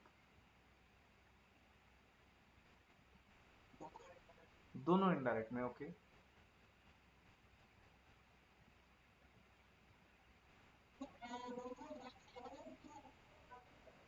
तो ओके, ओके, देखो, अच्छा अब तुमने बदल दिया, काव्या के साथ ओके है, ये डायरेक्ट में और ये इनडायरेक्ट। अच्छा, so that is correct, correct है। देखो, can should go into direct expenses, Mohammed, why? Because वो कैंस के बिना सेल कर सकते क्या हम? मतलब कैन वी से वो कैंस नहीं है तो कैन वी से हमारा प्रोडक्शन कंप्लीट हुआ है? नहीं, राइट। क्योंकि हमारा प्रोडक्शन वो ड्रिंक बनाने से कंप्लीट नहीं होता, हम ऐसे जाके नहीं बेच सकते हाथ में लेके, राइट? जैसे टैप से नहीं बेच सकते उसको। तो मतलब प्रोडक्शन कंप्लीट हुआ ऐसा हम तभी बोल पाएंगे जब हमने उसको कैन में पैक कर दिया। तो इसलिए कैंस का जो कॉस्ट होगा ना, वो आएगा डायरेक्ट में, और डायरेक्ट में अब आइडियली वो एक्सपेंस में नहीं आना चाहिए क्योंकि वो मटेरियल है, तो मटेरियल में जाना चाहिए। तो मटेरियल में Let me include something else, hmm, called as primary packing. Okay, primary packing मतलब क्या? Packing which is necessary to complete the production. Whereas this box, is it necessary to complete the production or is it necessary to sell the production? Sale, correct, correct. मतलब जो बनाया है उसको cell करने के लिए बॉक्स नेसेसरी है इस केस में, कोल्ड ड्रिंक्स के केस में। हम्म, तो कैन आई से this box should go into material but indirect, let's call it secondary packing.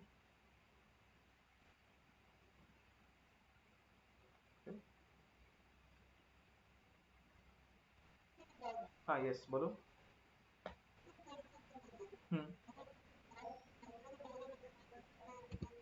हम्म हम्म हम्म हम्म हाँ हाँ हम्म अच्छा ठीक है, वेंडिंग मशीन है सपोज, हाँ हाँ हम्म हम्म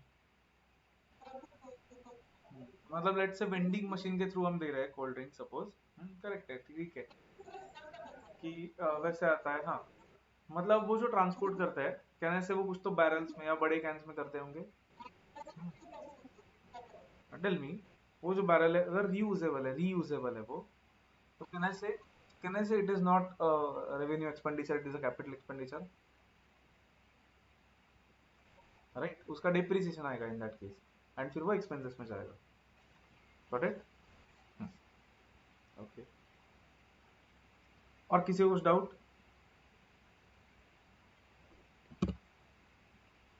या फिर और कोई एग्जांपल आपके दिमाग में आ रहा है तो बोलो, कुछ भी डाउट है तो बोलो।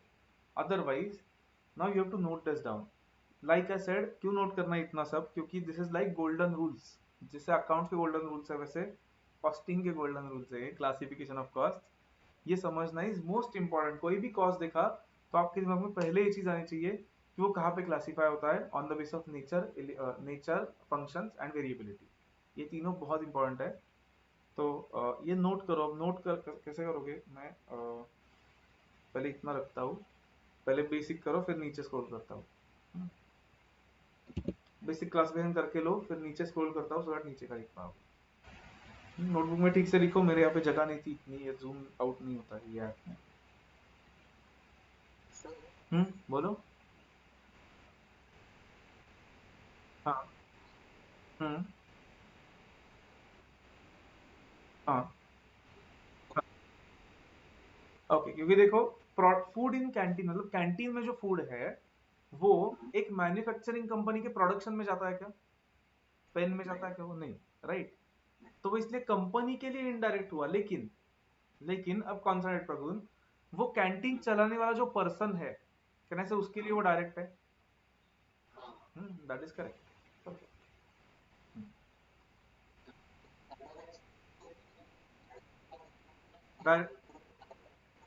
Link to each unit of production, सबका डेफिनेशन वही है कि directly link to each unit of production. Okay,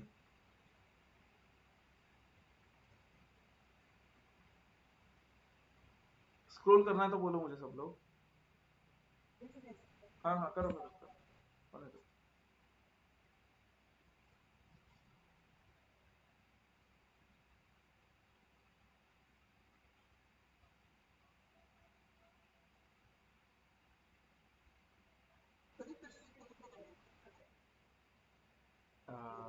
accept Pragun, और तो वहां से मोहम्मद, तुम कहाँ पे हो? पुणे में हो अभी? चलिए, क्या क्या मोहम्मद, क्या बोला तुमने? अच्छा वहां पे हो, ओके ओके ओके। बाकी क्लासेस कैसे कर रहे हो? पेन ड्राइव करने वाले हो बाकी क्लासेस? ऑनलाइन कर रहे हो, ओके ओके ठीक है, गुड।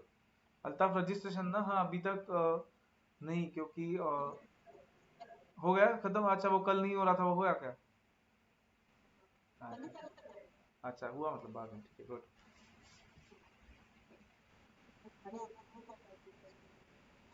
तुम भी नहीं कर रहे हो अभी तो? क्या कर रहे हो बाकी क्लासेस का, कहा गया? या बाद में करोगे? ओके ओके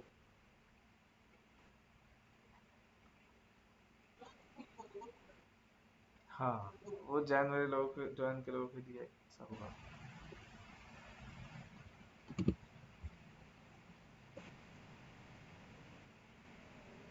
अच्छा,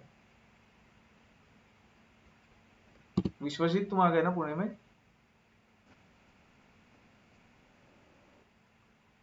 अच्छा, मतलब फेमस है अभी के लिए, right now he is quite famous, and मैं खुद उनसे पढ़ा हूँ, अच्छा पढ़ता है। Yes. अच्छा, तू तिकडेच आहे, मग कधी येणार इकडे? आज येणार आहे, अच्छा.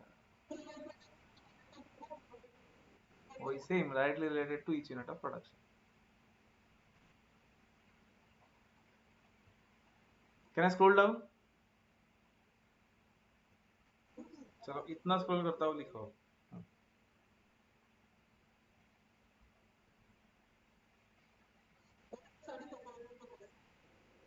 वो तो है, वो तो सब बोलते हैं। खुद को बेस्ट बोलने का तो सबको ये होता है आजकल।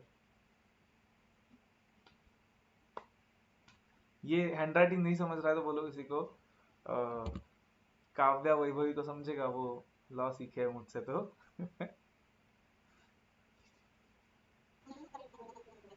समझ में आती है ना, good.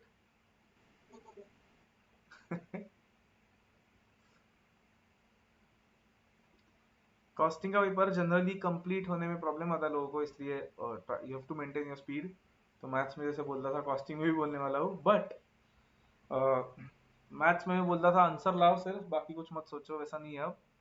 You have to write each and every step here in costing, क्योंकि पहले तीन तीन या 4 दिन बाद हम क्वेश्चंस पे जाएंगे, मतलब न्यूमेरिकल्स ही आएंगे, फिर तो सिर्फ न्यूमेरिकल्स आएंगे एंड तक।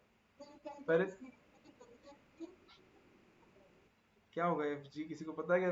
किसी को याद है क्या जब मैं बोल रहा था तो क्या था? हाँ, फिनिश्ड गुड्स था मतलब। हाँ, ठीक है ठीक है ठीक है। एफ जी,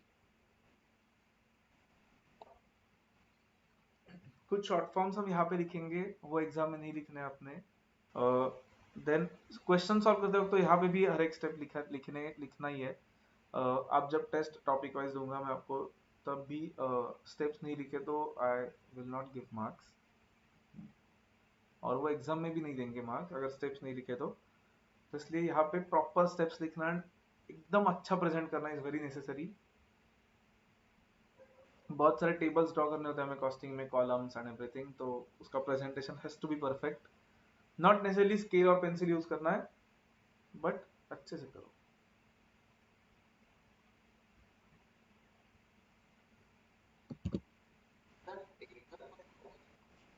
कैसा मतलब?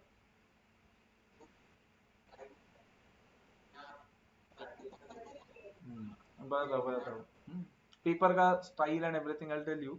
जैसे ये चैप्टर खत्म होगा, see this first chapter is like index of the entire syllabus, तो उसमें आपको समझेगा कि हमें क्या क्या देखना है सिलेबस में, उसके बाद आई टेल यू कि क्या होता है पेपर में। बट इंटर में हर एक सब्जेक्ट का, मतलब ये प्रैक्टिकल सब्जेक्ट का पेपर ऐसा ही होता है कि 20 मार्क्स ईच क्वेश्चन, ईच मतलब एक क्वेश्चन नहीं, उसके सब क्वेश्चन भी होते हैं मतलब, एंड एक क्वेश्चन ऑप्शन को एक्स्ट्रा होता है। यस, बोलो काका।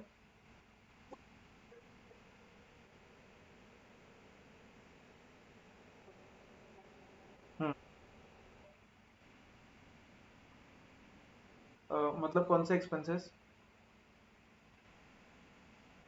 अच्छा, अब वर्कर्स के मेडिकल एक्सपेंसेस, हाँ, ओके गुड। वर्कर्स का मेडिकल एक्सपेंसेस हुआ, या इनफैक्ट उसको एक नाम होता है, उसको बोलते हैं स्टाफ वेलफेयर एक्सपेंसेस। गुड। तो जनरली स्टाफ वेलफेयर एक्सपेंसेस, मतलब जब आप अकाउंट्स में सीखोगे ना, कंपनी अकाउंट्स, तो generally they are included in employee benefit cost, मतलब एम्प्लॉय कॉस्ट में डालते हैं अकाउंट्स वाइज। कॉस्टिंग वाइज कहना से यहाँ पे, एक चीज देखो, कहना से यहाँ पे लेबर या अदर एक्सपेंसेस से ज्यादा रिलेवेंट डायरेक्ट या इनडायरेक्ट है। Is that correct? मतलब डायरेक्ट या इनडायरेक्ट वो ज्यादा रिलेवेंट है हमारे लिए, right? Can I say that be indirect expense? So indirect में जाएगा, and ideally it is not taken to, मतलब लेबर, अदर एक्सपेंसेस में डालते हैं उसको, क्योंकि सैलरी में नहीं है ना वो, इसलिए।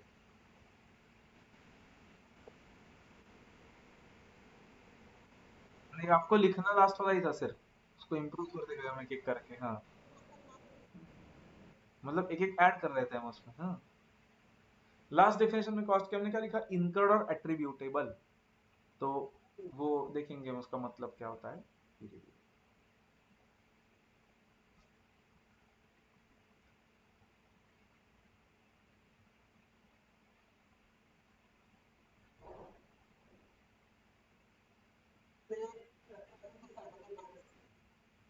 लाइव कॉलेज स्टार्ट हो गया? अच्छा, ऑनलाइन है। 13 मार्च चल, तब तुम्हें याद है क्या, लास्ट ईयर 14 मार्च को थे, 13 मार्च को ही लास्ट डे था हमारा लास्ट ईयर फिजिकल क्लास का। हाँ। एग्जैक्ट एक साल बाद मतलब।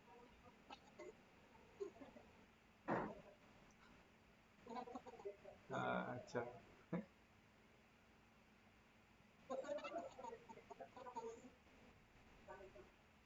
अच्छा। अच्छा है। कॉलेज कॉलेज करते हो तुम, वही मुझे ये लग रहा है। अब नहीं कर पाओगे। हाँ, अब नहीं कर पाओगे आप, क्लासेस स्टार्ट होने के बाद।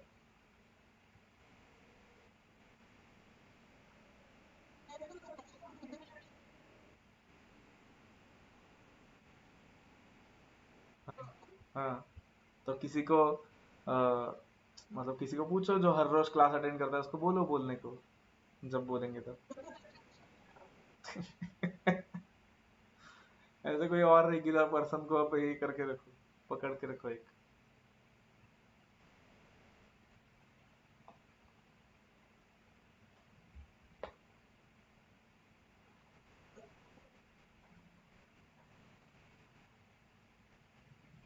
कुछ चीजें स्पेसिफिकली। हाँ, असाइनमेंट ना कॉलेज के कुछ इतना कुछ नहीं होता।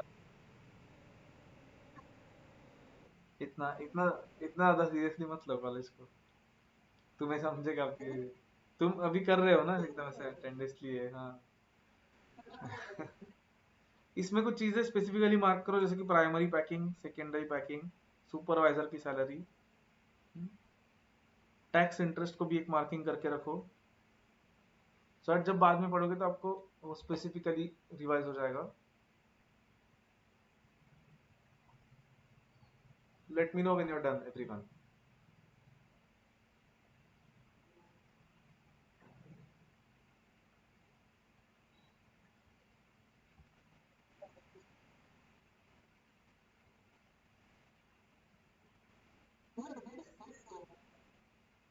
आदत नहीं रही ना।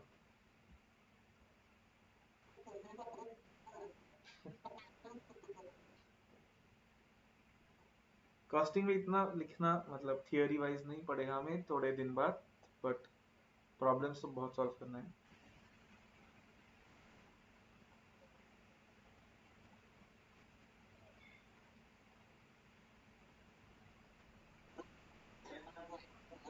हम्म। नहीं नहीं नहीं, हम करेंगे क्लास में वो।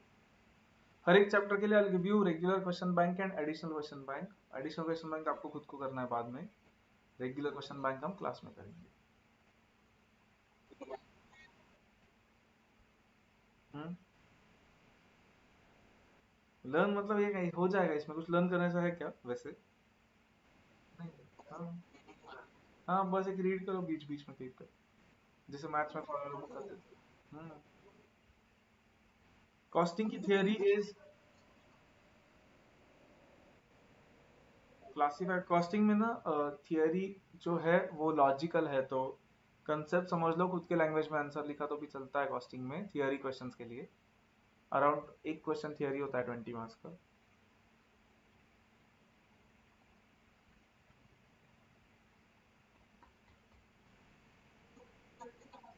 हाँ, मतलब 20 मार्क्स का ऐसा नहीं, उसमें चार चार या पांच पांच मार्क्स के क्वेश्चन होता है काफी। एंड वो, हाँ मतलब एक थियरी क्वेश्चन होता है लास्ट वाला, बट इस बार पिछले मतलब दिसंबर एग्जाम में मैंने थोड़ा सा ये किया था, चेंज किया था उसमें। हर एक क्वेश्चन में एक एक थियरी पूछी थी, सो इसलिए थियरी करना इज वेरी इंपॉर्टेंट।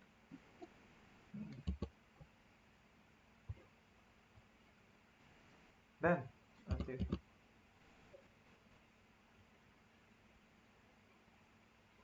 ठीक है, डन एवरीवन, किसी को वेट करना है?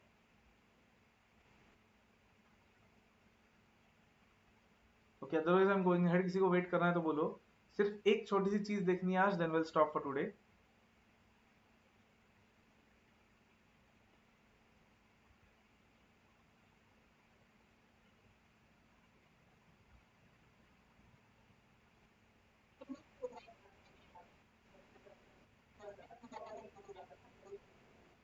हाँ वहां पे ना, नहीं आज के लिए विल मतलब नॉट टेक दैट मच, क्योंकि बहुत ओवरलोड हो जाएगा आपका अदरवाइज। क्योंकि अब इसमें क्या करना है हमें, देखो अब all the indirect costs, that is indirect material, indirect labor and indirect expenses. Hmm.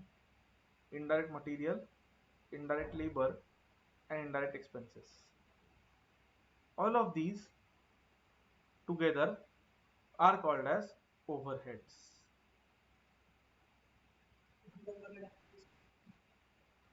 All the indirect costs together, that is indirect material, indirect labor and indirect expenses, are together called as overheads.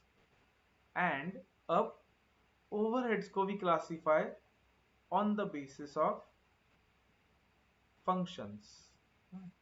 On the basis of functions. Functions मतलब क्या, कि business activities. Functions के basis पे overheads को हम classify करते हैं in a few parts. business में एक मैन्युफैक्चरिंग बिजनेस मतलब,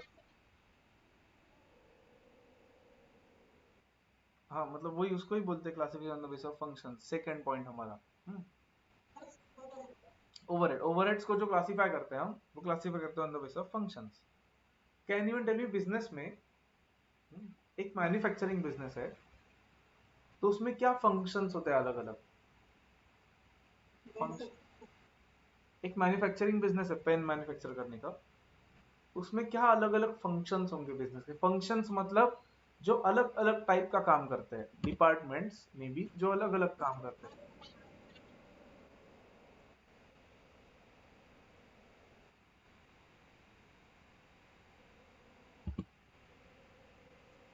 ठीक, जैसे मैन्युफैक्चर मटेरियल परचेज करना, मैन्युफैक्चर करना, उसको पैक करना। ठीक, जैसे मटेरियल परचेज करना, मैन्युफैक्चर करना, उसको स्टोर करना, देन उसको प्रोसेसिंग करना। Can I say all this will come into manufacturing?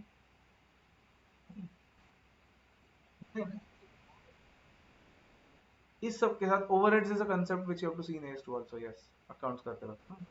Then सिर्फ रॉ मटेरियल लेना, उसको प्रोसेस करना, उसको स्टोर करना इज नॉट इनफ। उसके साथ you have to give some support. Support मतलब, करेक्ट, ऑफिस सपोर्ट मतलब कौन? मार्केटिंग वाले लोग नहीं, जो सपोर्ट देते हैं इस मैन्युफैक्चरिंग को मतलब कौन? एडमिन वाले लोग। एडमिनिस्ट्रेशन मतलब कौन? अकाउंटेंट, फाइनेंस वाले लोग, एचआर वाले लोग, देन मे बी कुछ मैनेजमेंट के लोग जो यहाँ पे ओवरसी करते हैं सब, उनको बोलते हैं एडमिनिस्ट्रेशन। एंड जो तुम बोल रहे हो वाला, पैकिंग करना, सेल करना, मार्केटिंग करना, उसको बोलते हैं सेलिंग एंड डिस्ट्रीब्यूशन एक्टिविटी। तो overheads will classify in three parts: manufacturing overheads, administration overheads and selling and distribution overheads. Manufacturing overheads are also called as factory overheads और वर्क्स ओवरहेड्स। ओएच मतलब overheads, exam में नहीं लिखना है sir. Administration या office overhead जो होता है, मतलब जो इनको सपोर्ट देते हैं। And selling and distribution overhead जो होता है, मतलब जो किए हुए कंप्लीटेड प्रोडक्शन को सेल करने का काम करते हैं, उनके रिलेटेड कॉस्ट।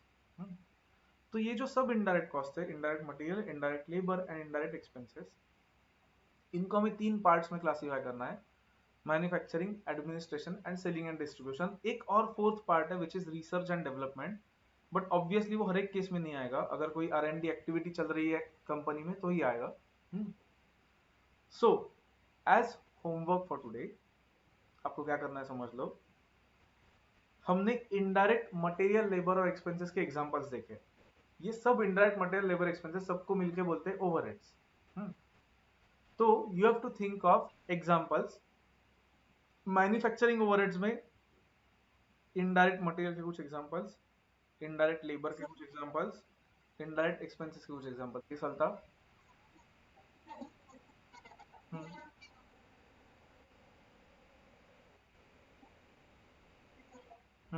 बट कैंटीन कैसे होता है ना, कैंटीन भी एडमिन में आएगा, दैट इज करेक्ट। बट अगर वो कैंटीन फैक्ट्री में है ना, तो वो फैक्ट्री में आता है, क्योंकि वो फैक्ट्री वर्कर्स के लिए है ना सिर्फ।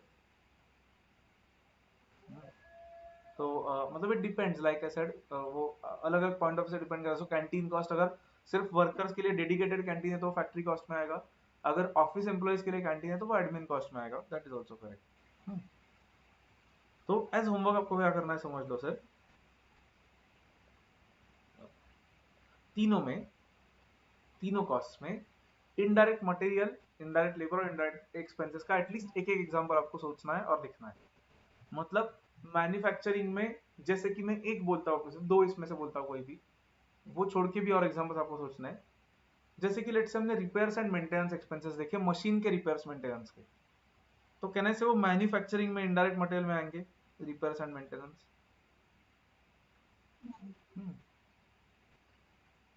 फिर हमने और यहाँ पे इनडायरेक्ट में देखते हैं, ये ऑफिस एम्प्लॉयज की सैलरी, अकाउंटेंट की सैलरी, कहने से वो एडमिन में इनडायरेक्ट लेबर में आएगी। तो ऐसे try to fill all this with one example at least of each. तो कल हम इसके बारे में फिर डिटेल में देखेंगे, ये लिख लो। क्या क्या? हाँ करो, ये नोट कर लो, हाँ ये चार्ट नोट कर लो नीचे, एंड उसको फिल करो as homework. Let's see how many of you are able to find example of everything, all 9। कुछ उसमें से एक दो तीन are going to be challenging. मैंने लेबर दो बार लिखा है वहां पे, तो बोलो। Research and development overheads, that is the fourth type.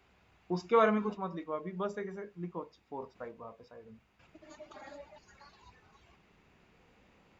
Expenses, indirect material, indirect labour, indirect expenses.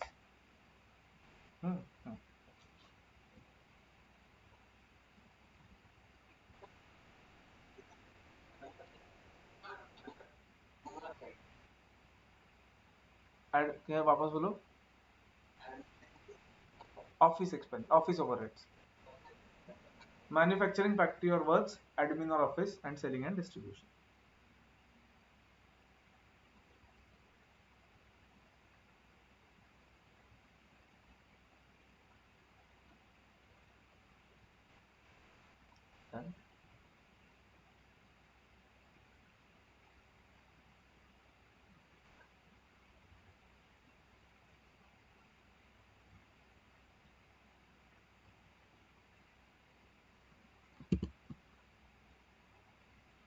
Done everyone?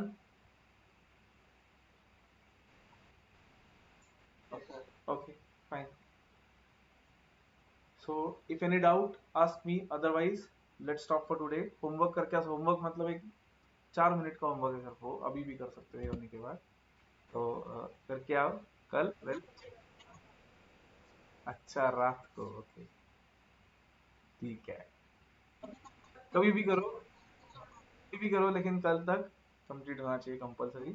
And costing में homework you have to do it regularly, क्योंकि अब मैथ्स में एटलीस्ट कैसे होता था, होमवर्क नहीं हुआ तो 2 मिनट में सॉल्व कर सकते थे, कॉस्टिंग में एक क्वेश्चन को ही हाफ आवर लगता है। तो होमवर्क रेगुलरली करने, otherwise it is going to be very difficult. तो ठीक है, let's stop for today, will meet tomorrow, okay. चलो बाय एवरीवन। Yes bye.